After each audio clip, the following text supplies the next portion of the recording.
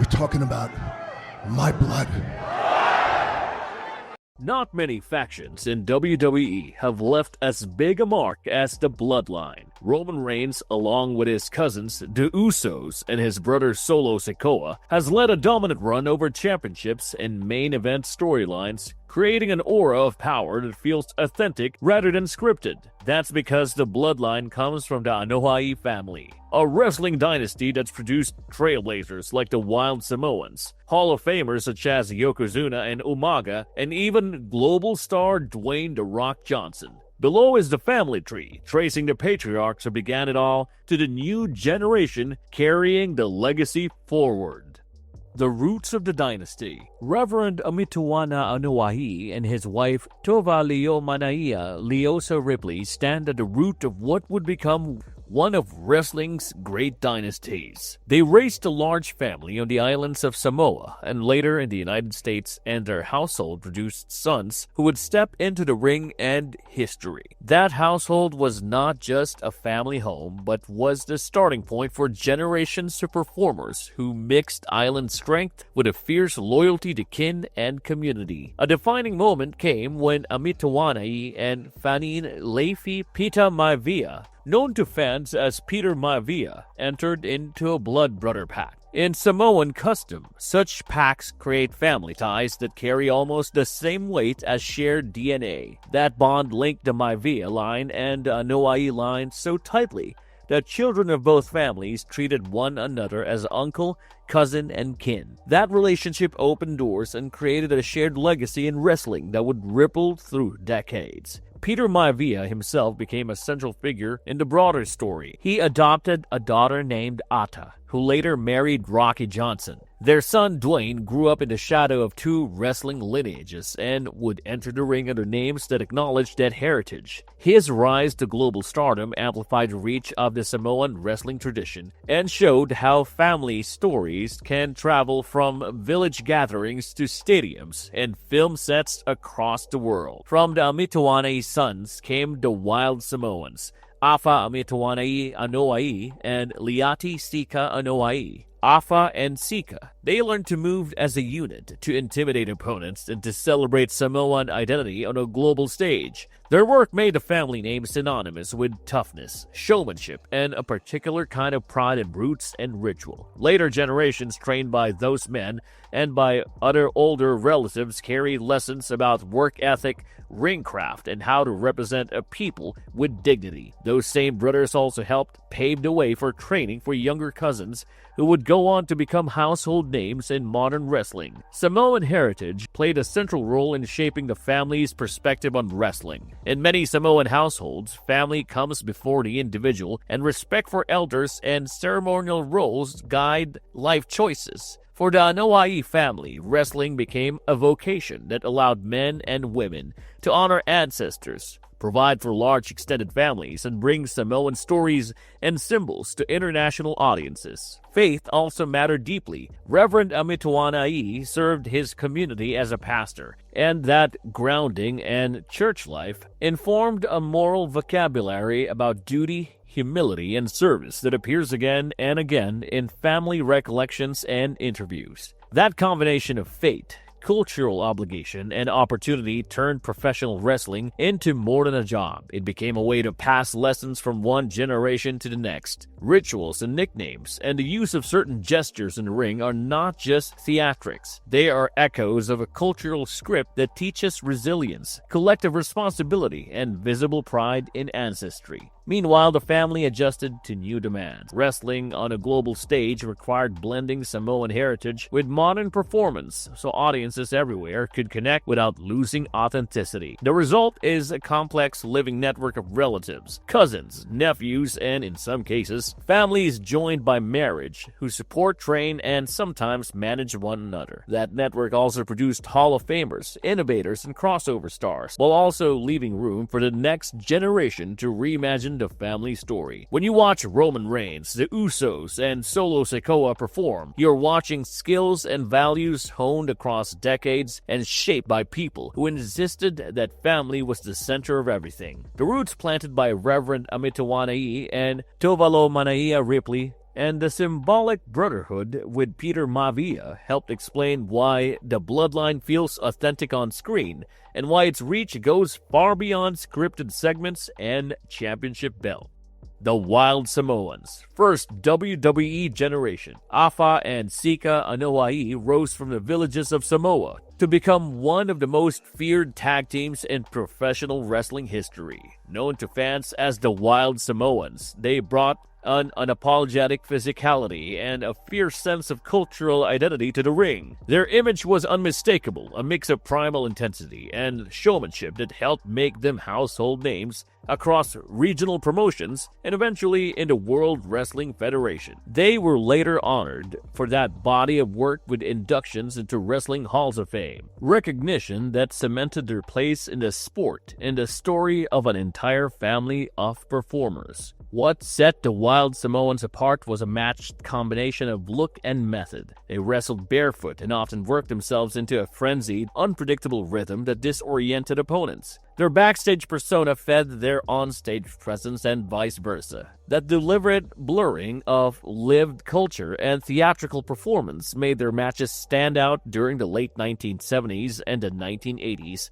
when regional territories charted the course of professional wrestling. The pair traveled widely, wrestling in the United States and in Japan, with their style and intensity translated into multiple title runs and headline bookings. Their accolades on paper resemble a roll call of tag team greatness. They won top tag gold in the WWF on several occasions and collected tag team titles in other promotions around the world. Those victories were more than props in a career ledger. Each championship run extended the family name into new markets and built a bridge for younger relatives to step into the business with visibility and credibility. The WWE recognized the scale of their influence by inducting them into the Hall of Fame, a formal salute to the importance of their work to the industry. Their success in the ring created the conditions for a multi-generational wrestling dynasty. Afa took on a formal training role after his active career ended, founding a training center that would teach technique and the mental habits of the business to the next generation. That training ethic and the family network around it made wrestling both a trade and a family calling. Younger relatives grew up across gyms and rings learning how to sell a punch, how to tell a story across 20 minutes in the squared circle, and how to carry the family reputation with pride. Those lessons translated into a pipeline of talent that kept the Anoa'i name visible for decades. The family relationships are as important as the title histories. Sika sired several children who entered the business, among them Matt Anoa'i, who wrestled as Rosie, and Joe Anoa'i, better known to the world as Roman Reigns. Both men carried elements of their father's heritage into their careers, with Rosie finding tag success in the 2000s and Roman Reigns becoming one of the most prominent singles stars of this era. Those personal links tied to the Wild Samoans directly to modern main event storylines and the factional narratives fans follow on weekly television. Afa sired his line of wrestlers as well. Samuel Fred Anoa'i wrestled as Samu and became a fixture in the same family orbit, performing in teams such as the Samoan SWAT team and later to the Head Shrinkers. Another of Afa's sons is Lloyd Anoa'i, who performed under names including LA Smooth and Tahitian Savage, and who worked in promotions from ECW to independent circuits. Those brothers and cousins created a dense web of working relationships that meant a younger Anoa'i could be slotted into a tag team or a supporting role with trusted partners and mentors already present. The next generation shows how the dynasty keeps renewing itself. Lance Anoa'i is Samu's son and represents a living thread from the Wild Samoans to today's indie scene and into larger promotions. He trained within the family ecosystem and spent years on independent cards before signing with larger companies and stepping into higher profile matches. That path echoes the one taken by his elders, but also shows how the family adapts to modern wrestling as television and streaming reshape careers. Having a grandfather who was a legendary tag wrestler and a father who worked the territories gives performers like Lance both a pedigree and the expectations to carve an individual identity. Suppose that there is a thorough line in this story. In that case, it is how the wild Samoans used a distinctive in-ring identity to open doors for relatives and how they institutionally passed on skills through training and personal example. The image they perfected was never just a gimmick. It became a family brand and a cultural touchstone that allowed later generations to build fame on a foundation of technique, work ethic, and communal memory. Watching Roman Reigns or Rosie or Lance perform is to see parts of a wild Samoan's legacy expressed in new ways, each performer adding details to a family story that began with two brothers who chose to make the world pay attention. The Fatu line, Rikishi and his sons. Rikishi rose from the regional tag teams to become one of the most recognizable Samoan performers in wrestling and later a WWE Hall of Famer. He carved a career out of athletic showmanship and a distinctive character that mixed humor with power. WWE formally inducted him into their Hall of Fame in 2015, and his sons honored him on stage, which felt fitting for a man whose ring work and persona left a lasting mark on the industry. What makes Rikishi's story so resonant is how the family torch passed from father to sons. Jonathan and Joshua Fatu grew up watching their dad and then trained hard enough to turn their lineage into an in-ring identity. The two are better known as Jimmy Uso and Jey Uso. They were born the same day in August of 1985 and began working together as a tag team in WWE in the late 2000s. Over time, they became a cornerstone of the modern tag division and a mainstay on big shows. The Usos did not just write a famous name, but also reinvented tag wrestling for a new era and piled up championship gold along the way. Their resume includes multiple Raw and SmackDown tag title reigns and a historic stretch that set records for length and prominence for the division. They were the first team to unify the Raw and SmackDown tag titles, and they headlined major pay-per-views, which was a sign that WWE trusted them with big moments. Those accomplishments helped transform a family legacy into a dominant contemporary force. Joseph Fatu is the younger brother who took a different, more bruising path into the company. He wrestles as Solo Sikoa and arrived in WWE after training inside the family network and posting hard-hitting matches on NXT.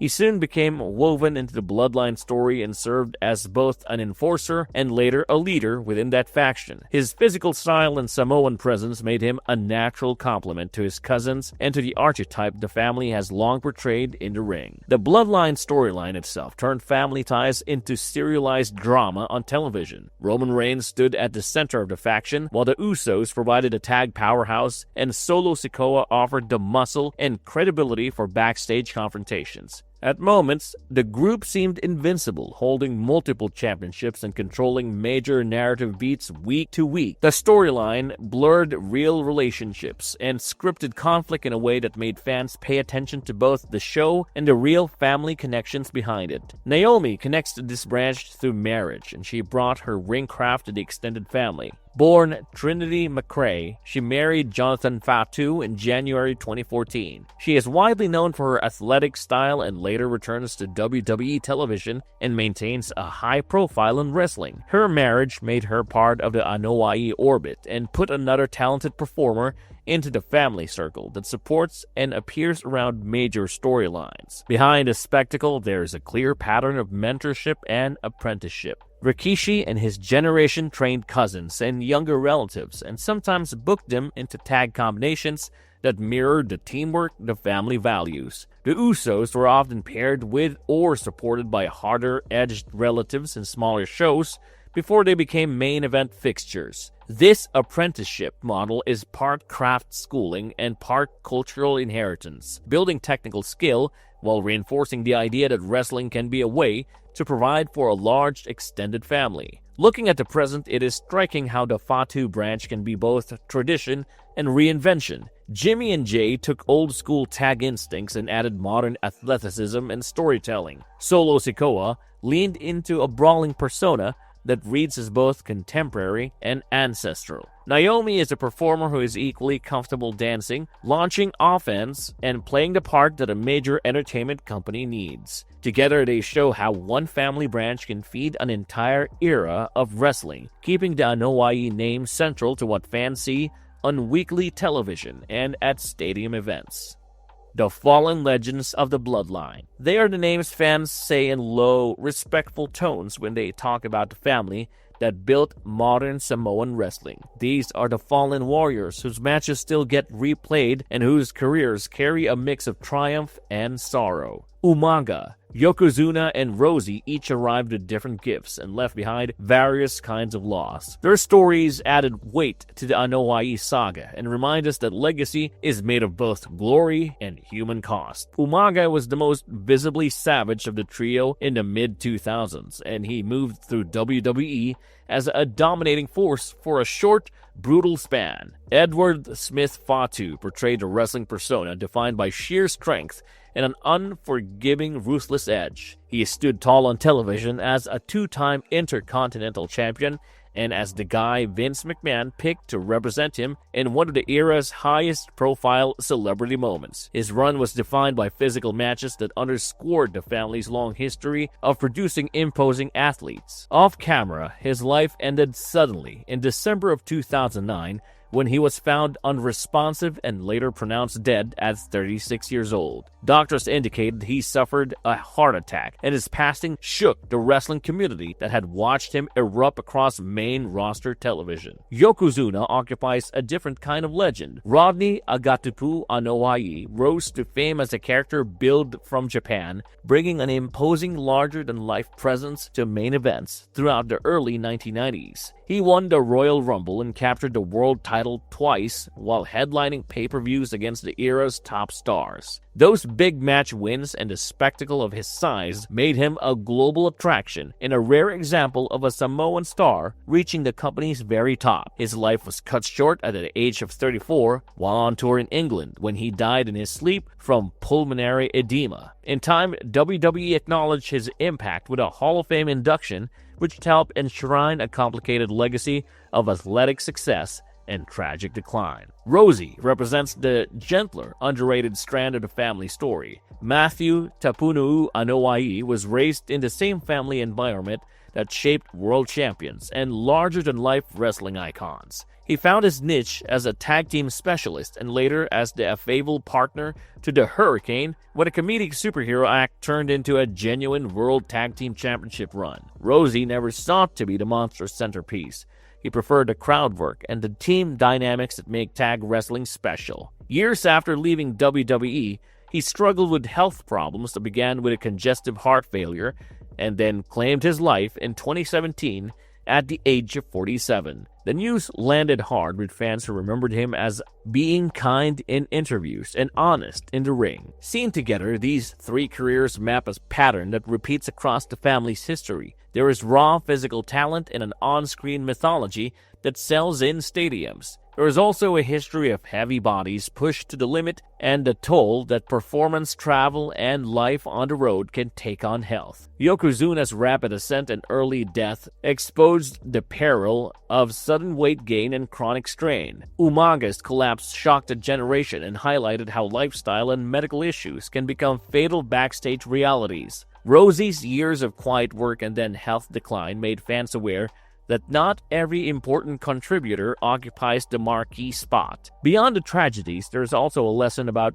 cultural stewardship. Each man carried Samoan rituals and motives into his presentation, and in doing so introduced millions to a certain kind of island dignity and pageantry. The family's older generations trained these men. The wild Samoans taught technique and discipline. Other cousins offered opportunity and guidance. That network meant careers could begin in small regional gyms and end on world stages, and that when misfortune struck, there was usually a family who stepped in to remember and to memorialize. The Anoa'i name ties these arc stories together and helps explain why the deaths are felt as communal losses rather than isolated headlines. What remains most lasting is the wrestling itself. Umaga's violent splashes and sudden strikes still make highlight reels. Yokozuna's main event moments against Hall of Famers are taught as part of the early 1990s narrative. Rosie's tag match psychology and timing live on in how younger teams structure their work. Fans return to those tapes not simply to rewatch finishes,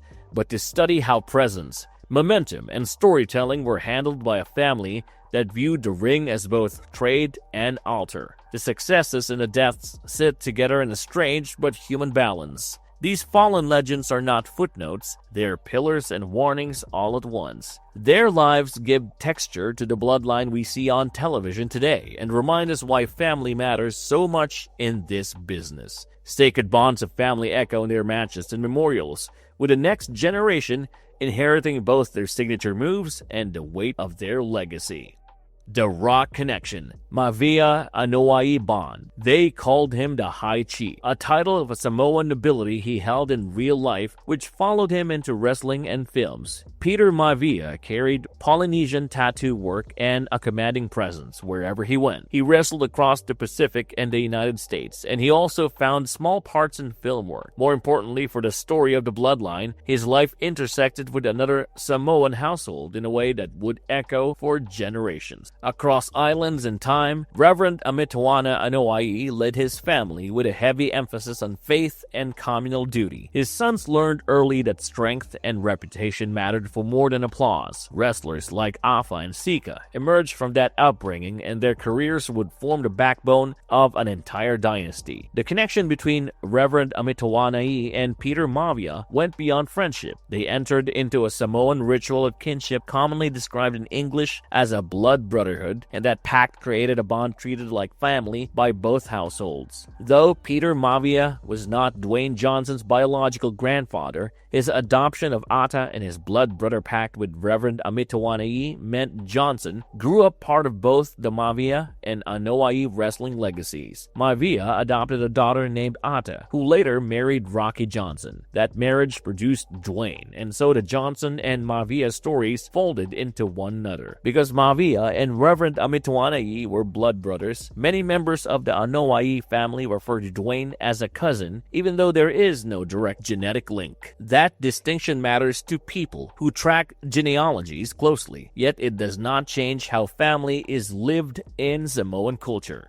Samoan ideas about kinship and respect help explain why the Maivia name felt like family to the Anoa'is. In many Pacific communities, the words cousin, uncle, and aunt can describe ties forged by ceremony as much as by birth. When elders make vows to one another, the resulting obligations and honors travel down to the next generation. That cultural frame lets athletes and entertainers claim each other as kin in ways that feel entirely natural within their communities. Outside viewers might parse those ties differently, but inside the family, the social reality holds great force. The Rock grew up with stories from both sides. He learned craft from a father who had a storied regional career, and from elders whose televisions were full of Samoan stars. When he stepped into the ring, he used a name that nodded to both traditions, and when he rose into global superstardom, he lifted attention and esteem for the whole extended clan. His success brought more eyes to names that had worked for years in regional territories and independent shows, and it gave younger relatives proof that the world would notice Samoan performers if given the spotlight. That elevation is not only symbolic. The Rock helped normalize and celebrate a specific set of aesthetics and stories drawn from Polynesian culture. He became a bridge into mainstream entertainment, and that visibility made promoters and audiences more curious about other Samoan wrestlers. For the Anoa'i family, this meant opportunities and pressure alike. Legacy created doors, but it also created expectations that the next generation would carry the name with dignity on international stages. There are moments when the ceremonial bond and modern fame rub against each other. People who catalog family trees care about bloodlines and degree of kinship. People who live in communities care about obligation and respect. When you read both kinds of accounts, you see the same two facts from different angles. Peter Maivia and Reverend Amitoana made an oath that produced a felt kinship across households. Dwayne Johnson descends from Ata, who was adopted by Maivia, and from Rocky Johnson, who was his father by blood. Together, these details explain why the name Maivia keeps appearing alongside Anoa'i in stories of wrestling history. What begins as a private cultural practice became a part of WWE lore. The company and its storytellers have leaned into Samoan ties when they create factions and family feuds. That was the odd effect of blending lived tradition and scripted drama in ways that sometimes confuses fans about who is related to whom. For anyone who wants the clean, genealogical answer, the truth is straightforward and verifiable. For anyone who wants to understand why TV calls them cousins, the answer is cultural and ceremonial and no less real for being different. The women of the dynasty. Women from wrestling families carry a particular kind of inheritance into the modern era of the sport. That inheritance was not only the shape of a name on a poster, it was the sense that wrestling could be a family trade, a language passed down at kitchen tables and in backyards, a set of expectations about toughness and performance. Women such as Savalina Fanin and Sarona Snuka stepped into a changing ring and brought with them both old stories and new energy. They arrived at a moment when the sport was finally ready to treat women as headline talent rather than novelty acts. Savalina Fanin grew up with a lineage that connected her to a large Samoan wrestling family. Performing as Nia Jax, she used a powerful and imposing style that pushed against narrow expectations about what a female wrestler could look like. Her presence on main shows added variety and legitimacy to the roster. The fact that she is part of the wider Anoa'i-related world has often been noted in profiles and family histories of the business. Her career includes a run as Raw Women's Champion and tag title success, achievements that made her more than just a family name on the card. Sarona Snuka, known as Tamina, is the daughter of WWE Hall of Famer Jimmy Superfly Snuka. She debuted in WWE in 2010 and has often been presented as part of the broader Samoan wrestling lineage. She has often been presented on television as a figure whose identity draws on that history. The combination of a famous surname and a personal presence in the ring let her serve as a bridge between eras. She offered audiences the continuity of a real-life connection to wrestling's past, while proving that women could inhabit those roles with seriousness and longevity. The women's evolution was not a single instant. It was a collection of moments and changing attitudes. Fans and performers pushed for more time, more meaningful storytelling, and matches that mattered. One of the clearest turning points came when WWE announced an end to the old branding and began treating women as full-featured superstars. That shift opened new possibilities for women who carried family names and for those who made them their own. It allowed legacies to be honored in ways that mattered inside the ring and in the larger cultural conversation. What made the contributions of women from wrestling families distinct was that way they mixed history and reinvention. They were heirs, but they were also architects. Some leaned on lineage to establish credibility during an era when women were still fighting for respect. Others deliberately diverged from the stereotypes associated with their last names. In both cases, the family tie created a platform. It could be used to explain a presence on a marquee show, to enrich a character's backstory, or to transmit a style of psychology and ringcraft that had been honed for decades. The result was a more complex and textured women's division. Beyond the ring, the impact mattered too. Female performers with deep family ties often served as role models for younger athletes who wanted to balance tradition and innovation. They proved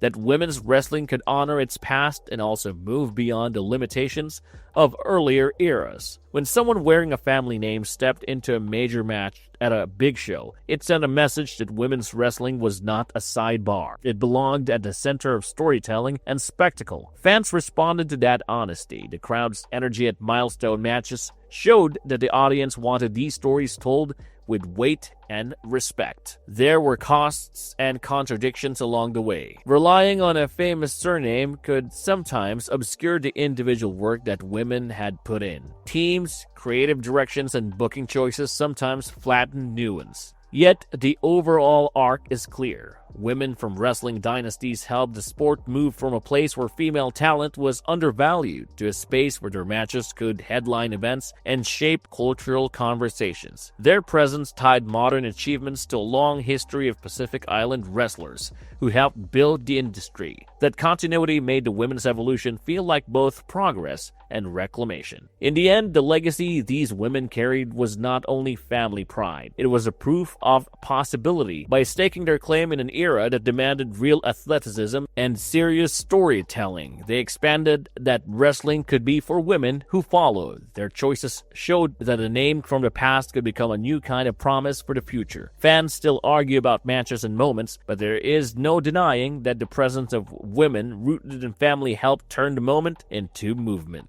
Extended branches and future stars. Families in wrestling have always felt like maps, tracing where talent came from and where it might go next. In the last 2 decades, the map has spread outward one branch at a time as women with family names and family stories stepped into rings that were finally ready to treat them as main event players. That expansion matters because it turns private histories into public possibilities. Names that once guaranteed doors now carry fresh responsibility to rewrite what success looks like for women who follow. The moment is as much cultural as it is athletic, and those two forces shape each new generation. The Anoa'i branch shows how marriage and bloodlines can both widen a family tree. Trinity Fatu made her way for years before her marriage to Jonathan Fatu connected her officially to one of wrestling's largest clans. Her ring name and her performances built momentum, while her family ties helped amplify a larger narrative about the Samoan presence in the business. That joining a personal life and professional identity explains why the Anoa'i name